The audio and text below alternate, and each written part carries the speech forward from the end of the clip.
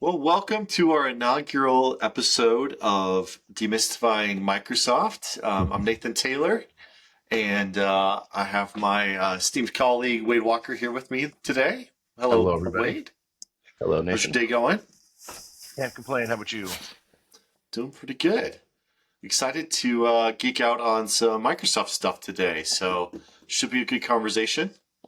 Um, we're excited to dig into a lot of the new stuff for 2025, and not so much on the technical side or the product side, although we'll touch on that, but more on the licensing and how you procure and manage your Microsoft licenses side of things. A lot changing this year, isn't there?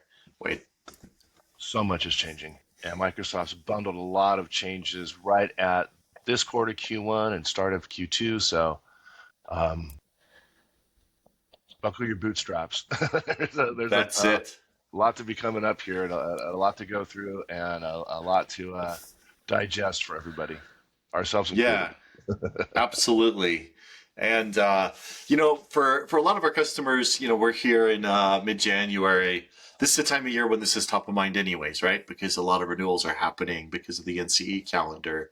So it's Right. an appropriate time to be talking about, and just a lot of big changes. So let's jump in. So I think there's one big announcement that's coming for the majority of our customers the next year. What's that? What's that big change this year, Wade, on the monthly pricing? On the monthly pricing, well, you're teasing me. Which monthly pricing change are you talking about? You're talking about Copilot. You're talking about this. You're talking about Well, that. it's the same thing, right? It's that Yeah, 5% price increase. So, that well, one tell too. us what's going on there. Yeah, yeah. Microsoft's got a price increase happening, and that price increase in general starts April 1st. It's not an April Fool's joke, Right? and it would be nice if it were, but it's not. And one way to postpone this 5% price increase for your Microsoft 365 licenses, so think Business Premium, Microsoft 365 Business Standard, think those E3s and E5s that are out there. They're getting a 5% price increase effective April 1st.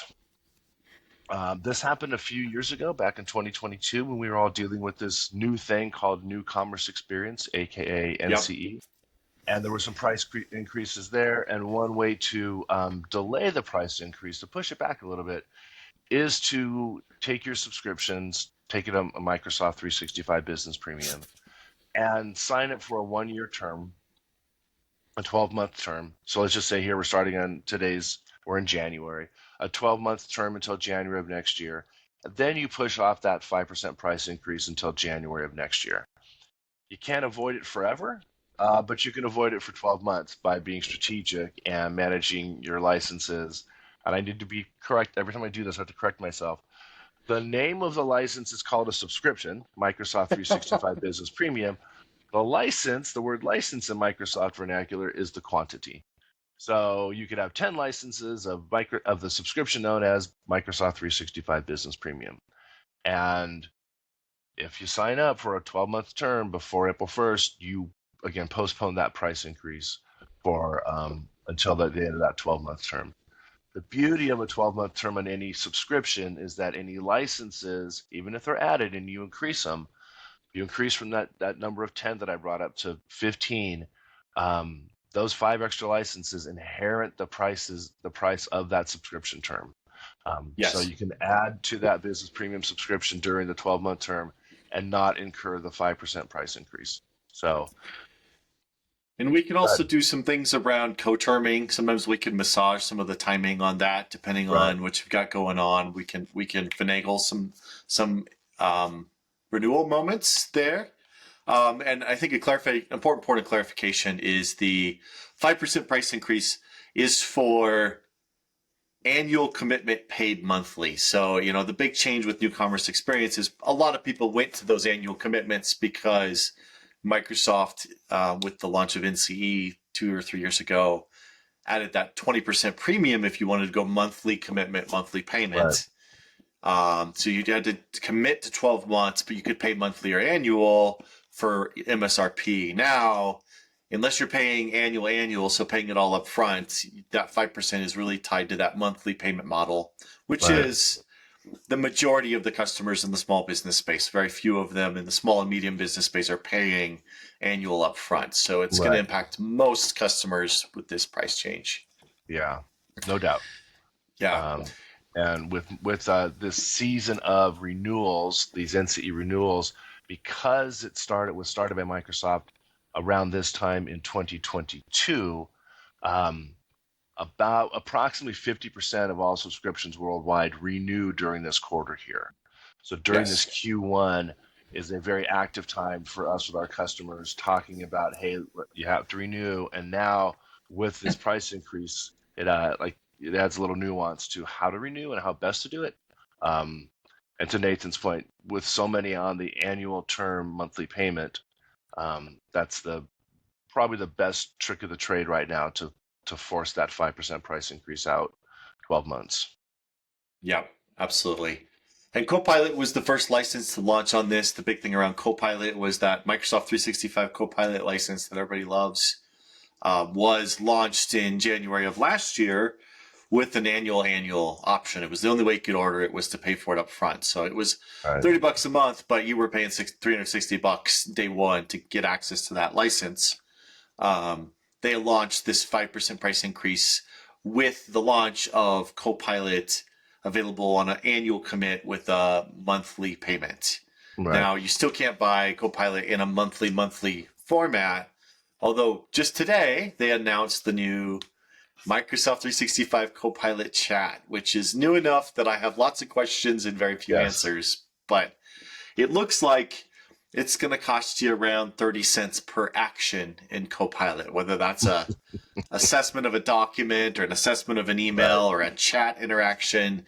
So effectively, maybe for that 30 to $35 a month you'd be paying for Copilot, you could maybe do 120 actions ish for the same price. So maybe for a lot of users, that Copilot chat might be a better option if you have a larger org and you want to give more people access, but you're not convinced they're going to use $30 a month worth.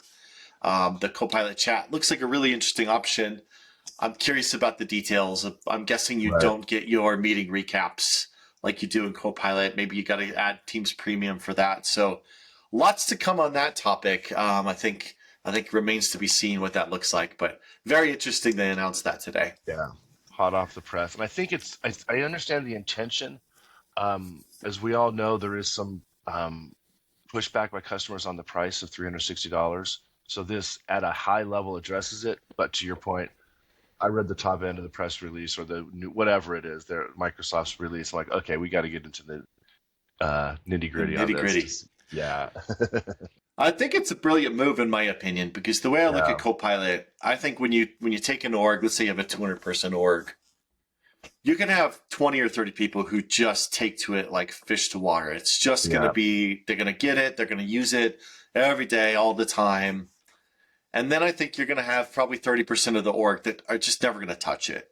It's just not going to take root. But that other, you know, what's that, 30? And the other 60% of the people in the company have interest in it, but may not use it enough to need that full license. The idea Right. that you could give them an ability to use it as a consumable is really interesting, where, maybe they're only using it once a week. That's a really Right. great way to kind of spread adoption, but not have the risk of buying the license. Right. I also Did don't you read? understand how it's going to get billed. If it's going to be billed Right. like maybe Teams phone usage, where you have like a credit you refill with a credit card. I'm really curious to Right. see how that works. If it's similar to communication credits or if it's an Azure consumption, because clearly it's more of a Yes. consumption model. Right. And when Microsoft does things that are a consumption model, those tend to be more on the Azure price list. And I'm getting into details here, but we'll see how the deploying of it is going to be interesting to see if it's just Yes. adding a subscription or if it's actually doing something like a communication credit and putting on a credit card. And then, did you read if it's upgradable to the full Copilot? I didn't. I I think there's didn't. a lot of wrinkles there. Yeah, because that would be cool if somebody was using it uh, and he or she liked it. It's kind of on training wheels, so to speak, and then they like it, then they could upgrade to the full version. That's a good way to whet people's appetite. But Nathan and I are talking about something we just read about, earlier this morning. So Yes. We will do a fuller episode on that in the future, I think. there's lots to talk about on Copilot front, and definitely Yeah. something we want to follow up on. Speaking of which, some upcoming conversations we're hoping to have is we're going to talk about VMware renewals soon, just as there's a lot of confusion around that, price increases, model changes. I want to talk about Azure Local with a few of the people we know who have some real experience with that, and we'll talk about DMARC. I think DMARC's a really interesting topic in 365 hardening, and of course Copilot. So we've got some exciting content coming up that I think will really be valuable. There's another big change that came on the Microsoft licensing front that was announced about 6 months ago, and that is the Teams bolt-on to E3 and E5. Would you enlighten us on that delightful change, Wade? Do I have to? Oh, I know, right? A while ago, the European Economic Union, the EU, did some monopoly actions against Microsoft, and in Europe, Teams had to be unbundled from various subscriptions. Well, that's now happening here in the United States, and Teams Yes. now is getting unbundled from our Microsoft 365 E3, E5 products, and it would be purchased as a standalone product. Some of you, if you really see details on your invoices, you might already have seen some of these subscriptions will say Microsoft 365, and then in brackets it'll say with Teams or without Teams, and that those product names started percolating in 2024 here in the United States, and now here in 2025 there will be the unbundling of Teams from these products for net new subscriptions, and that's the Yes. caveat. If you have an Yes. existing Microsoft 365 E3 or E5 subscription, um, you can continue to add licenses, subtract licenses at the end of a term, monthly term or annual term, but add licenses to that subscription, and that Mm-hmm. subscription, which has Teams in it, will stay with Teams in it. If you need a net new subscription, then it will be a Teams unbundled, and then there will be a separate purchase to purchase Teams separately in addition to your E3 and E5 purchases. Did And I it's get a, that mouthful of information out, I, Nathan? Does that make sense? I, I We think, not I think you, discussed it a million times. I think you did a really good job. I think, important details to keep in mind are that effectively works out to a 5 or 10% price increase because Does that the combined bundle is more expensive than your E5 is 57.50. The bundle is going to be 60 something dollars effectively. So if you are on an existing E3 or an E5, there's some really important moments to pay attention to. yeah, One is if you're with a direct provider, a CSP tier one, they need to make sure that your auto renew is on because Microsoft also has been playing games with that, where some of the auto renews are getting deactivated, and that could be a real problem because your tenant's not going to stop functioning. Microsoft's really good about expired licenses. They take a long time before they take away functionality. yeah, But when you go to get those licenses reactivated, you're reactivating with the new, more expensive bundle. And so yeah, you really want to make sure that auto renew is enabled as part of this annual transition here to your renewal cycle. And I think also it's worth calling out that as you move between providers, say you're changing who you're buying licenses from, maybe you're changing your IT provider and you're buying your 365 CSP licenses through that IT provider. As you change partners, traditionally we'd go kill subscriptions and then re-add them as people move right, between tenants. Microsoft enabled the ability to transfer subscriptions between partners in the last year. That really became a thing in July, which gives a lot of value to customers of a little less disruption. They can move right, partners. Maybe your CSP term doesn't match your IT provider's contract, and so you're kind of off by 3 or 4 months. You can move those midterm because that commitment's got to stick with you. You can move it from one provider to the other. But the big advantage will be with these E3s and E5s. If you are thinking about changing your provider, don't let those licenses expire. Move the subscriptions and then let your new partner renew them because that'll right. keep you on that grandfathered SKU. So really critical. Really grateful that Microsoft added that ability to move those commitments between partners. It's really gonna solve a lot of problems and It make it will. easier for the consumer in the end. Yeah, So that's a nice feature that came out. middle of 2024 was to move between CSP partners. So I'm Yeah, glad you brought that up. absolutely. Yeah. Yep. Yeah, it's wild how many changes they're bundling in here, and they've kind of been trickling them out. But sometimes, effectively, it may hit a customer all at once. Like, oh, my CSP renewal is all on April 15th, and my taxes are due too, so it's a rough day. And I've got Right. all these changes I've got to navigate. So it's important to stay ahead of it. Make sure you're reaching out to your provider. We're always happy to just give a license assessment or take a look at what you've got going on, help you Right. analyze what your renewal dates are, what your transition options are. Microsoft licensing is complex, and we're here to demystify that and really help you navigate it because it's a lot to think through.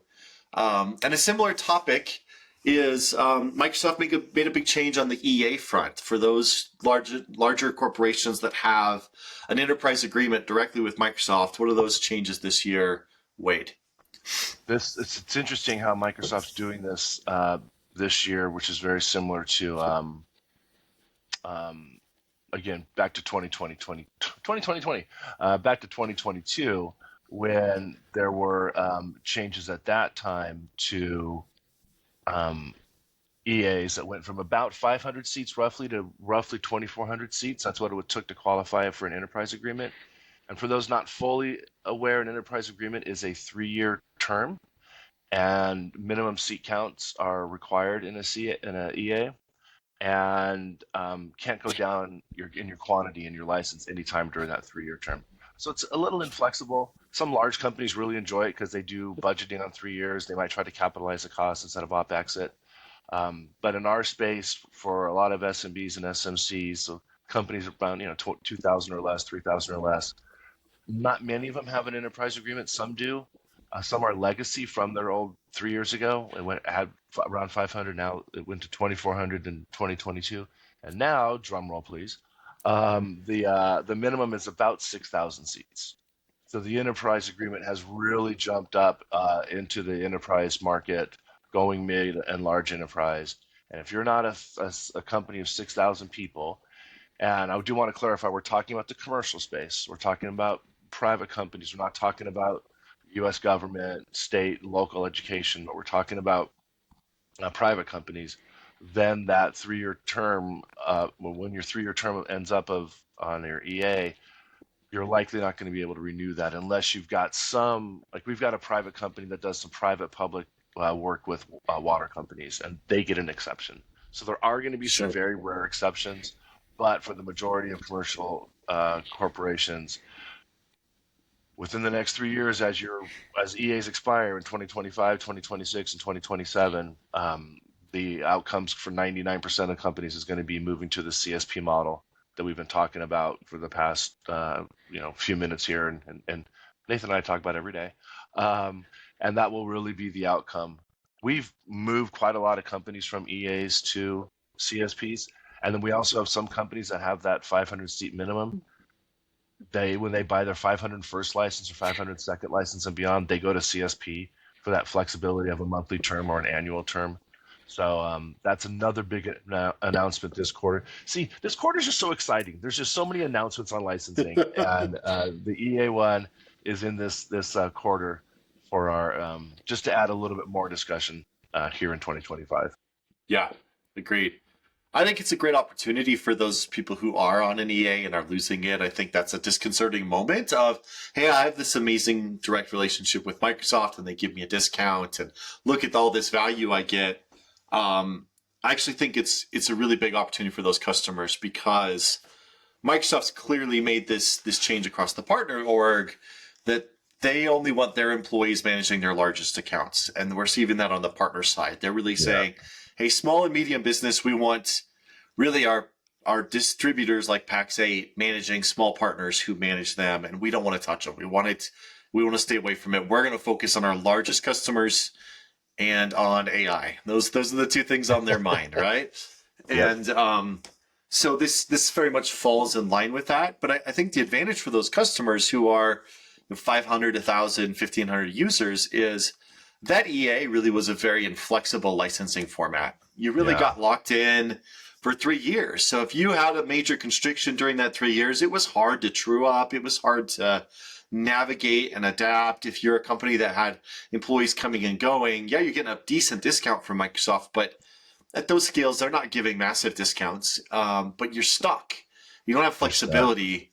And on CSP, here at Big Green IT, Sourcepass Microsoft Center of Excellence, we can help you with that. We can provide discounts that are competitive with what Microsoft was giving you. But more importantly, we can really craft license subscription setups that are really flexible. So if you need a base of 100 E5s, but then you have 50 people that come and go seasonally, we can do that. And you don't have to pay for them except for when you need them.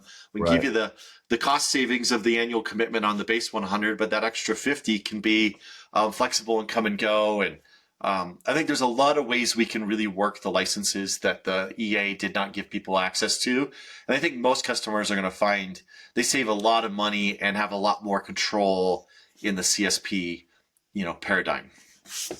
We also see when moving from EA to CSP, there's a lot of client access licenses, CALs, that customers will have, a bridge CAL, a core CAL.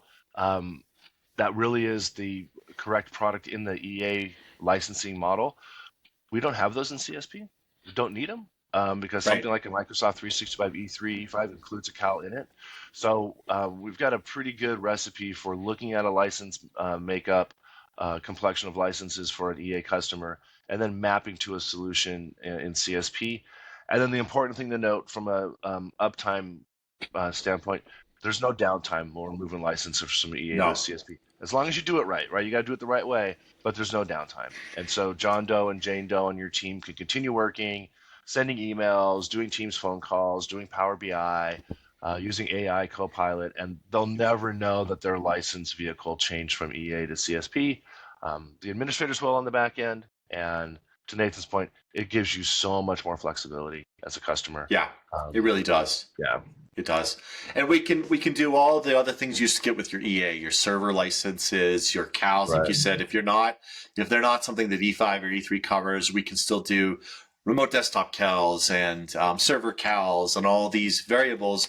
We can now do those through subscriptions, either one-time purchase or subscription, very similar to your previous purchase where you bought it on EA with software assurance. We have similar options. We still have hybrid use benefit.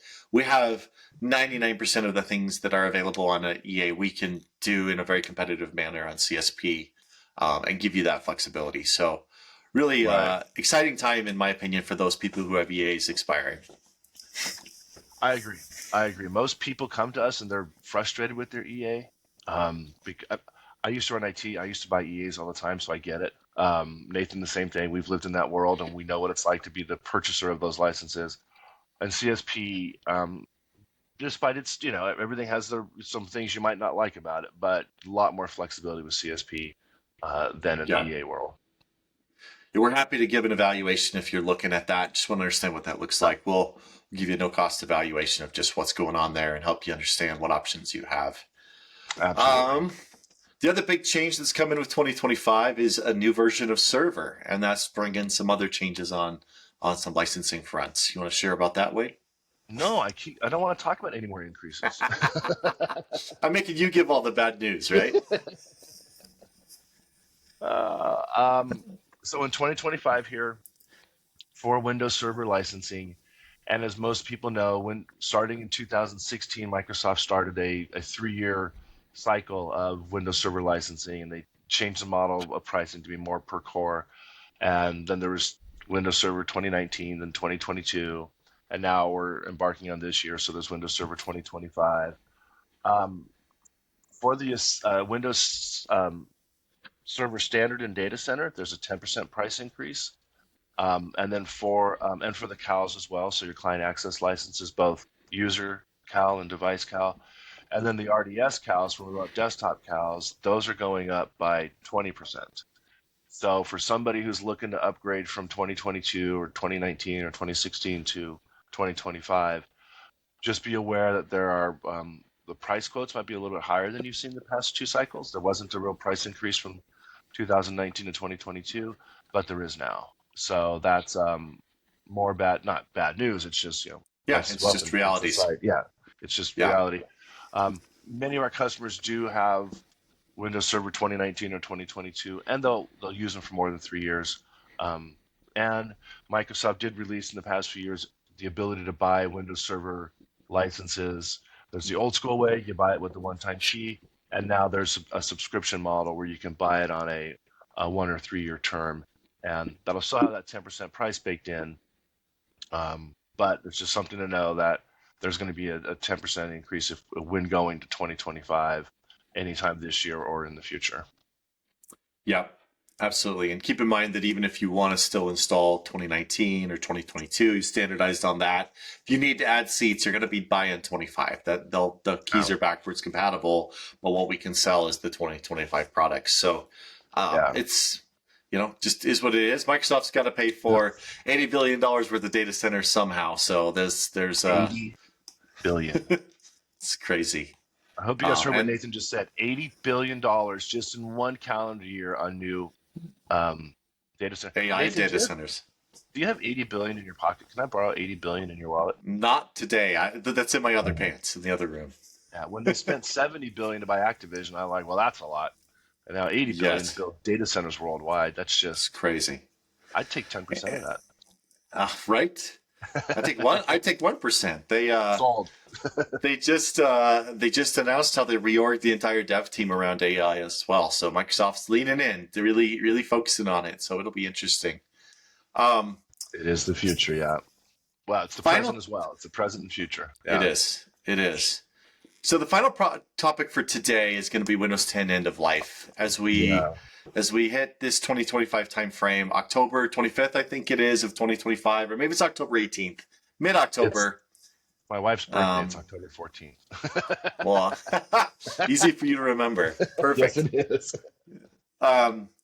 Windows 10 is hitting end of life, which means if you have a device still running Windows 10, it's no longer going to receive security updates. And I think that's going to impact about 30 to 40% of most corporate fleets. There's a lot of companies that have avoided Windows 11. There's others that have really embraced it. But the big issue is a lot of hardware just won't support Windows 10. It needs a newer version of TPM and some other security frameworks and hardware requirements. And so if you've got hardware that doesn't support Windows 11, you're really stuck with two options. You can buy extended support, and they're selling that for consumers and businesses. I think the consumer product is $30 for the first year and $60 for the next year. The business product is $60 for the first year, $120 for the second year, and $180 for the third year. So it is spendy, and they're clearly trying to motivate you to get off of it. But I think it's important to remember with the extended support that there's a bit of infrastructure to build there, and I think it's not a simple thing to just say, hey, I'm going to go with extended support. You need to have Intune enabled, and you're going to end up putting some engineering effort into getting those licenses properly enabled. So I think for a lot of customers, they're going to end up looking at buying new hardware. So I see a lot of people replacing a lot of their fleets this year to get ahead of that. Tell us about these Copilot Plus PCs running on ARM chips and how that factors into that equation. So Nathan and I had an idea back in 2024. Let's get ahead of this a little bit and go buy some of these newer laptops as some proof of concept devices and see what they're like. And then how they run on all of the various software products we've got, from managed service provider products to regular products to services, this and that. So I'm talking to you today on a Surface Pro laptop that it has a Qualcomm chip. I never would think in my ever years that I wouldn't be running something on an Intel chip.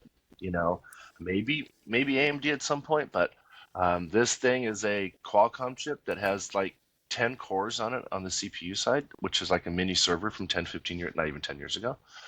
It's also got a GPU component to it for graphic processing. So think of all your high-end graphics. And it's got something kind of new to the industry called an NPU, N for Nancy, actually N for neural, neural processing unit for all of your AI activities. So depending on what you're doing on these newer devices, a certain component of your laptop will be dedicated to it, either an NPU or a GPU or a CPU. These things are blazing fast. Their battery life is amazing because it shares and pushes out the workload to the correct processing unit. And Never in a million years did I think that we'd be talking about a Qualcomm chip. And Nathan and I were at Microsoft's big annual conference, Ignite, in Chicago, and we both commented we'd never heard so many presentations on silicone and processing. I Yeah. should say never. We haven't heard it in a long time. And it Yes. was all about silicon processing and how the new chips are really geared towards AI, AI, AI. And I'm um, evidence of this, using this, I'm looking down on it right now, using this Copilot, I'm sorry, um, Surface Pro. I almost called it Copilot Pro. The Surface Pro laptop with Copilot, and it's just amazing. And my Copilot searches, and I use Copilot every day, every hour. It's just flying by. The battery life lasts forever. I know I'm going on a little bit of a rant here, a little bit of soapbox, but I do believe that this end of life for Windows will really, and it's done this before with Windows 7 to 10, it really will stimulate a lot of hardware purchases, desktops and laptops. And I'm here to tell you that I haven't been blown away by a laptop in quite some time, and it's running Windows 11 obviously, so it has the support that we need. Yep. I'm Yep. expecting us to be having a lot more laptop discussions here around by in anticipation of my wife's birthday, October 14th for end of life here. Yeah, absolutely. Yeah, these Copilot Plus PCs on ARM are very exciting, very interesting. Just exciting to see new blood in the industry. I feel like laptops have been pretty stagnant for the last 4 or 5 years. 15, 20 years ago, you were replacing your machine every 3 years because the jumps in Right. technology were just dramatic. And right before COVID, that curve really died. And the main thing we had to worry about was if you didn't have an SSD, that was what was holding you back. But a modern machine, you were fine for 4 or 5 years because nothing. Right. The newer stuff was just had more USB-C ports, right? That was about all that was changing. Maybe better displays, but the chips weren't changing that much. It wasn't like they were 10 times faster or 40 times faster. Right. It was just a minor change. So really exciting stuff. One interesting wrinkle I thought of on the Windows 10 end of life that is worth calling out is there are a lot of people who bought Teams room systems for their conference rooms, and a lot of those are running an embedded Windows 10 for the Teams room. And that is also covered by this Windows 10 end of life. So it's important for all you IT managers out there just to keep an eye on your Teams room systems. If they're running Windows 10, see if you can upgrade them. And if you don't, that hardware also needs to be replaced. And I know Microsoft's evolved some of that recently, and we can help you walk through that. But just important wrinkle to keep in mind that it's not just the user endpoints that you have to pay attention to. It's all those Windows 10 boxes you got floating around. Yeah. And one thing I want to bring up on the extended security updates, the ESUs, is the way they have worked historically is if you wanted to buy one for next year, you bought it. If you wanted to buy one 2 years later for the first time or 3 years later for the first time, you had to pay for the previous years in arrears. So basically, if you were buying, this is 2025. If in 2027 you wanted to buy the second year of extended security updates, you would buy that second year and also have to buy the first. Yeah. That's a confusing licensing model. I didn't make it up, but it is the licensing model that exists, and that's just something to plan for. Now, that can change. Microsoft reserves the right to change their licensing model, but that's something to, if you're thinking about how long you want to keep your Windows 10 device going, and if you want to leverage ESUs, there are some nuances on how ESUs, the extended security updates, how they need to be purchased. Yep, absolutely. Important stuff to keep in mind. Yeah. All this So stuff just in the first quarter here, man. I know first quarter, lots changing, and we see Microsoft announce a new AI stuff left and right. Right.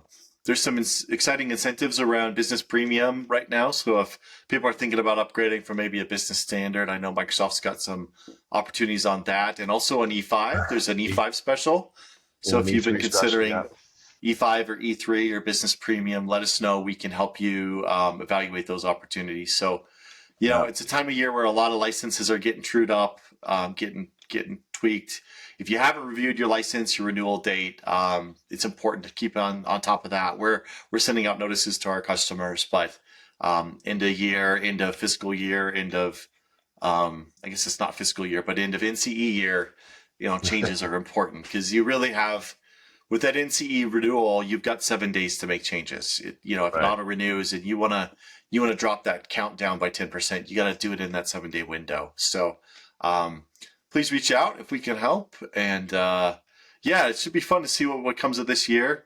Wade, thank Right. you for your time today. It was great to chat through all this stuff with you. Really enjoyed No, it. my pleasure. I wanted to bring up one more thing about this, another tactical thing.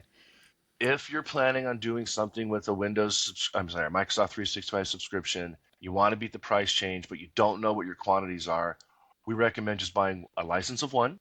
So get one business premium, E3, E5, whatever it is, and then that way you can add to that subscription during the calendar year, the 12 months, and postpone out that 5% subscription, that 5% price increase. So if you're thinking about it, we can help do some price and ROI on it to see if it makes sense. But oftentimes we'll tell a customer just buy one before the price increase with a quantity of one, and then you can increase over time. So I wanted to get that in just before we ended up here. And thanks, Nathan, for the invitation for this. I love having these talks. I love hanging out with you. So always fun times together. Awesome. Yeah, I'm excited to be getting into rhythm with these. We'll probably do another one in a couple weeks.